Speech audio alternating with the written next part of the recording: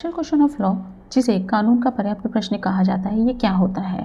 तो देखिए, high court और सुप्रीम कोर्ट के कई जजमेंट्स और खास करके sir Chunnilal Mehta versus century spinning and manufacturing company limited 1962 के केस से सब्सटेंशियल क्वेश्चन ऑफ लॉ को डिफरेंट पैरामीटर और एग्जाम्पल से समझा जा सकता है। सुप्रीम कोर्ट ने इसको निर्धारित करने के लिए कुछ टेस्ट यानी कि पैरामीटर्स डिसाइड किए हैं, जिसमें सबसे पहला आता है सार्वजनिक महत्व। क्या वह प्रश्न उस मामले तक सीमित है या उसका प्रभाव समाज या कानून के व्यापक ढांचे पर पड़ता है। दूसरा टेस्ट है पक्षकारों के अधिकारों पर प्रभाव। क्या वह प्रश्न सीधे तौर पर उस मामले के पक्षकारों के कानूनी अधिकारों पर प्रभाव डालता है। तीसरा है अनसुलझा प्रश्न। क्या वह मुद्दा या प्रश्न अभी तक अस्पष्ट है, यानी कि सुप्रीम कोर्ट या हाई कोर्ट ने उस मुद्दे पर कोई निर्णय नहीं दिया है। और चौथा है इसमें वो है बहस योग्य। क्या उस प्रश्न या मुद्दे पर अलग अलग कानूनी राय या व्याख्याएं संभव हैं। और पांचवा पॉइंट है इसमें विपरीत निर्णय।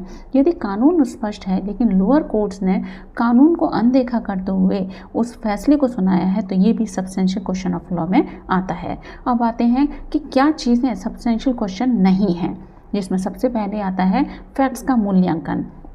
गवाहों के बयानों को बार बार परखना या तथ्यों की विश्वसनीयता पर सवाल उठाना, ये क्वेश्चन ऑफ फैक्ट्स हो सकता है, कानून का प्रश्न नहीं। और दूसरा है स्थापित सिद्धांतों का अनुप्रयोग, यानी कि कानून स्पष्ट है, लोअर कोर्ट्स ने कानून को अनदेखा करते हुए फैक्ट्स के आधार पर फैसले को सुनाया है, तो ये भी सब्सटेंशियल क्वेश्चन ऑफ लॉ में नहीं आता है। अब कुछ एग्जाम्पल्स लेते हैं जो कि सब्सटेंशियल क्वेश्चन ऑफ लॉ में आता है, जिसमें सबसे पहले आता है डॉक्यूमेंट्स का एक्सप्लेनेशन, यानी कि विल या कॉन्ट्रैक्ट में प्रयोग कानूनी शब्दों का प्रभाव क्या होगा।